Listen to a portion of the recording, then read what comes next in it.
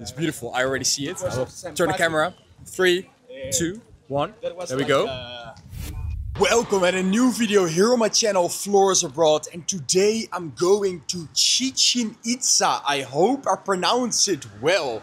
It's one of the 7 new world wonders and I'm super excited. If you're not subscribed yet, make sure you subscribe and like the video for extra support. But it's currently only 6:20. I woke up at 6 o'clock. To be fair, was not completely my idea. I preferred to go 1 hour later, but a few people from my dorm really wanted to go and wake up at 6. So yeah, I was like, okay, then we wake up at 6. They're still in the dorm. We're gonna walk to the bus. There's like 4 minutes walk. Then we're gonna go to a bus, like a real Mexican, typical Mexican bus. It's 45 minutes drive to Chichén Itzá, and then we arrive like a little bit before entry because it enters, or it opens, sorry, at 8.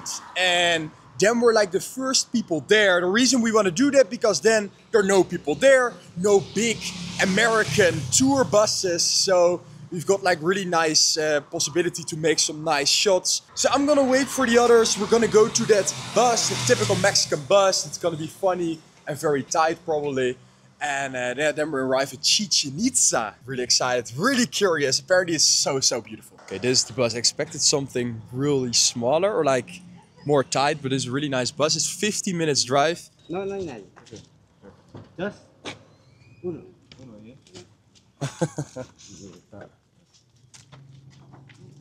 Uno, sí.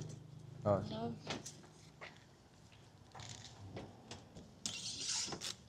Gracias.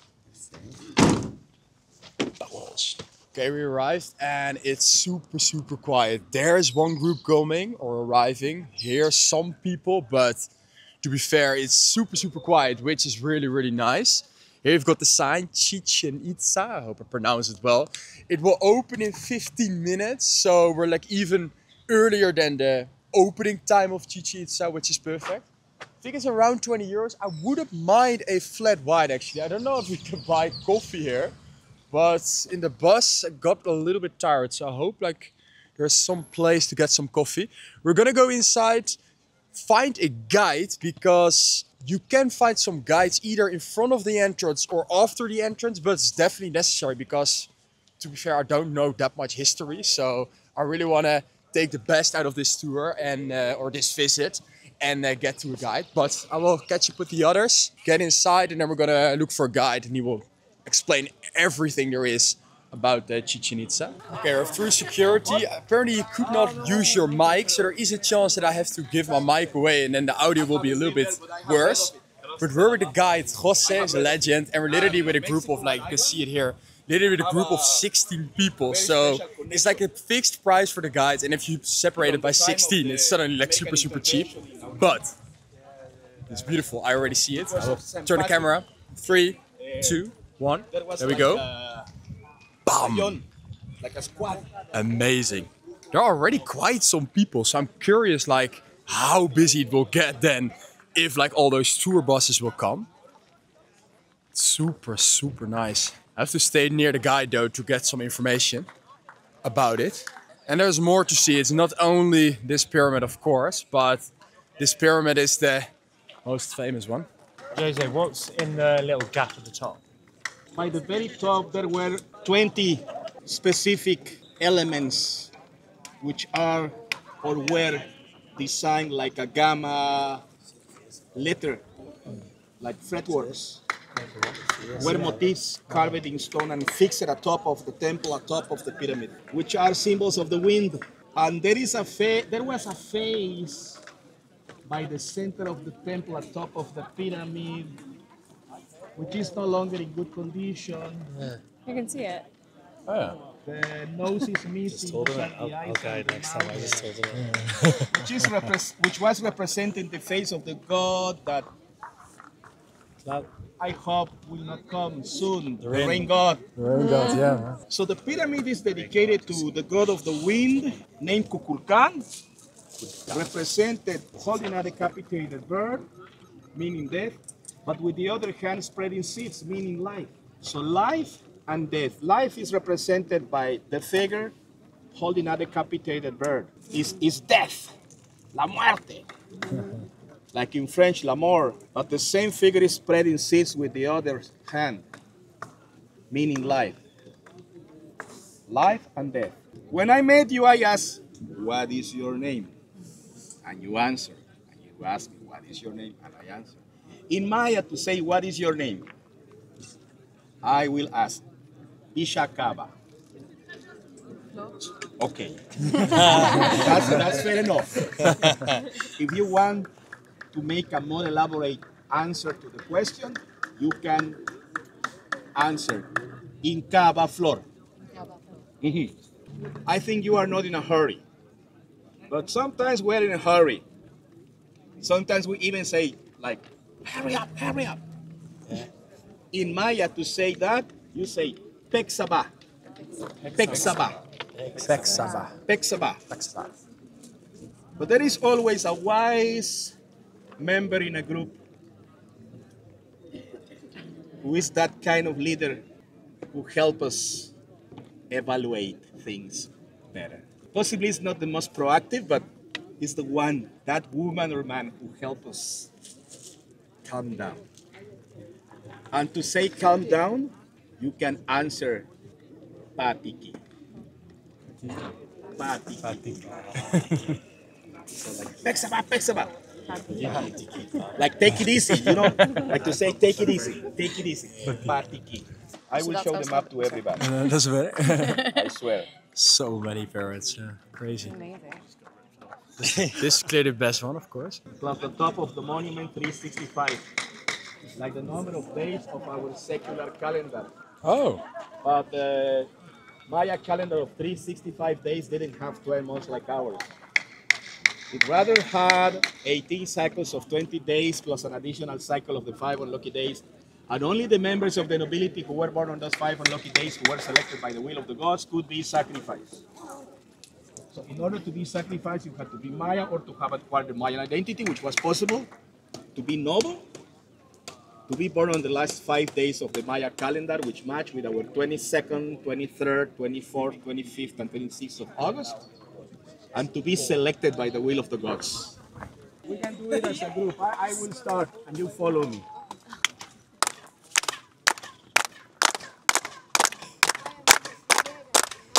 Oh. Okay.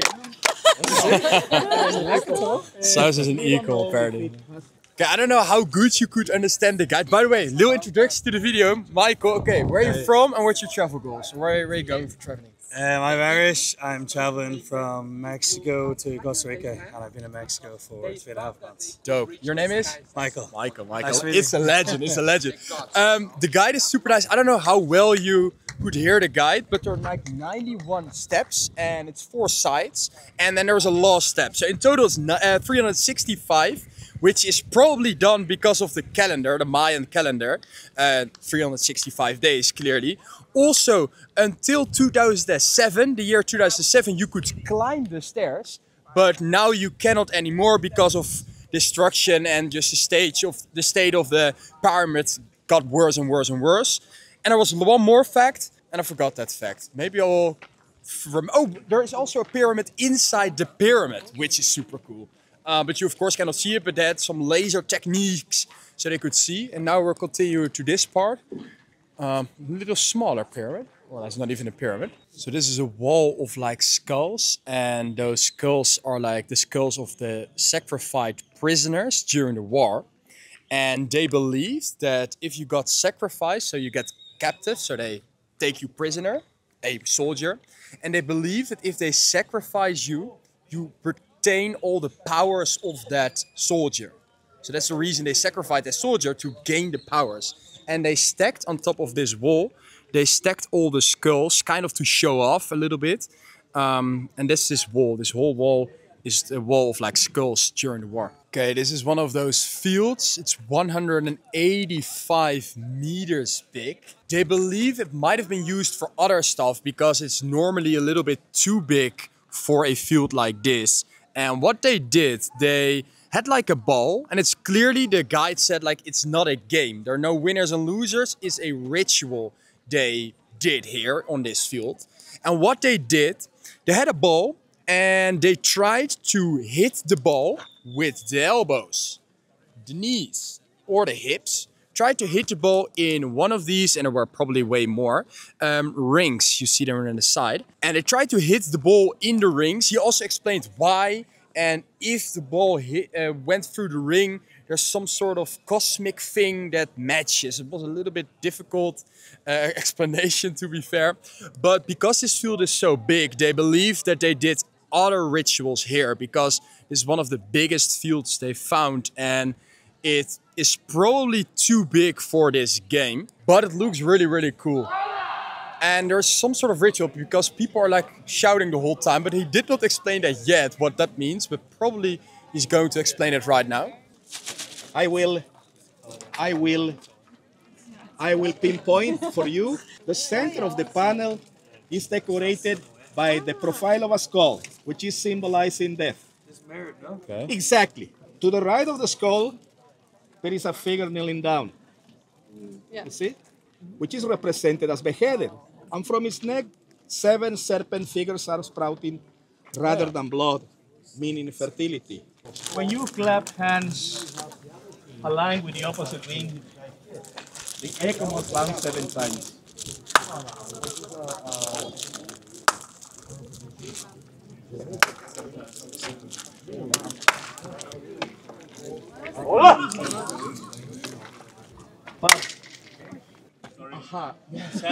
That was a good one. That was a good one. Okay, I don't know how well you could hear that clapping, but apparently you can hear it 7 times. And the reason for that is that 7 is the number of fertility. And that's basically the number of the woman and man together, because the number of the woman is 3, number of the man is 4, together 7, fertility. So yeah, that's the reason. But I don't know how well you could hear that. Temple of the Jaguars. Really cool. Also on the field. He's showing out a picture, wait. Oh, yeah. And inside the temple, in the back chamber, my people, there is a mural representing a battle. Of course. Of course. Representing a battle. What type of battle? Possibly that mural is representing one of the battles which happened between the Maya kingdoms of Chichén Itzá and Uxmal. Look at this view, by the way, how cool, that pyramid in the back. And then the field here. By the way, the jaguars in the temple represent strength, and we're clapping there again. Represent strength, and the serpents, the snakes, but that was already earlier explained, represent rebirth. But look at this, like it's so beautiful from here. Looks so cool with that pyramid in the back. Really, really dope. As you can see now, it's getting busier and busier with more groups, also bigger groups. So it's actually really nice that we came here like super early, right when it opened. Because the field is already slowly filling up. It's 10 o'clock, by the way, right now. So at the end of the day, it was worth it to wake up at 6. But yeah, we're now gonna go to that place, and it's gonna be the last stop. By the way, our guide is so cool. Jose, such a legend. So yeah, we're gonna go to the Lost Temple now, but it's so impressive. I hope, again, I also said in the previous video about the island, I hope the camera does it justice, because it's really beautiful. Symbol. Oh, Guns, see? Up there. The temple was used for a different photo, from a different angle. You see the top of the reclined figure, where the offerings were set. What was an offering? Wait. Like a... Normally, the offerings could be items like a chisel, like a necklace. By exception, could be a human sacrifice. Because behind that reclined figure, archaeologists discovered a sacrificial stone. Very exceptionally, but human sacrifices happen. My people, this is how the monument may have looked like when the city was on its glory. Sorry. He did not give too many facts, only about that person sitting on top, but look how cool this temple looks. Some extra nice footage. Here's some more views and more temples. This was apparently a church, and I already looked at it, but behind here are some little houses surrounding the church, which looks super nice. Crazy how much of Maya temples, houses there actually are here. And of course, this is just the most famous one because of the seventh world wonder. But there are way and way more here in Yucatan. Sorry. This was supposed to be the church. Super cool. Just look at the scenery, like walking through this place. Here we've got something else. We go to the sign to read what it is. It just looks so surreal. All these nice buildings, and then being in the forest. This is a Templo de los Tableros. Also some sort of yeah, you can pause it if you really want to read it. Some sort of war temple as well. If you want to, you could literally like walk around here, probably like 4 hours. We walked with the guide for 2-3 hours. Now we're walking on itself through this area a little bit because, yeah, what I said, like if the guide wants to give good information and stories about everything, about this whole place, you literally can fill up his whole day because there's just so much to see. Also, the observatory place with like a rounded cupola, a rounded structure, which is not very typical for the Mayans. So that was then special about that observatory place. Here we've got like a little cube market. I saw some things I really would buy if I would go home like next week or something. But of course I'm gonna travel, so it's really shitty to bring. For example, look at how cool this chessboards are. We've got like really small ones. I'm like really considering it, but yeah, it just really sucks. As a backpacker, you don't want to carry too much stuff. So it sucks to bring something like this early on the trip because I'm definitely gonna travel for a few more extra months. But it looks super cool, especially those chessboards. But there's also like a Mayan picture. It's always there, so I will like show you in a bit.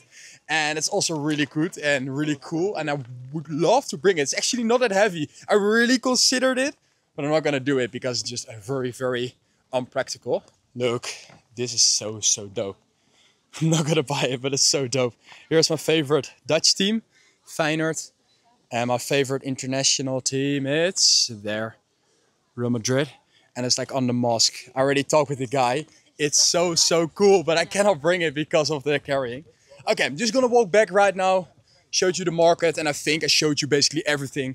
But we want to have one last nice view of that beautiful seven world wonder in the middle. Okay, one last time in the back, then the pyramid. I'm gonna end this vlog here. It's a little bit shorter vlog than normal, but I want to reduce the length of my vlogs at least under 20 minutes. I think this one is going to be even shorter, but because it's such a nice seventh world wonder, I wanted to make like one specific video about this trip, the visiting of this place, and don't fill it up with like other stuff because I thought it was way nicer to just only include this in this vlog. I hope you enjoyed the vlog. If you're not subscribed yet, make sure you subscribe. And then this Sunday, there will be, of course, a new vlog every Wednesday and every Sunday. And what times you have to look in the description. There's like different time zones, what time the vlog is going to be online. I hope you enjoyed the vlog, and I'll see you guys on Sunday.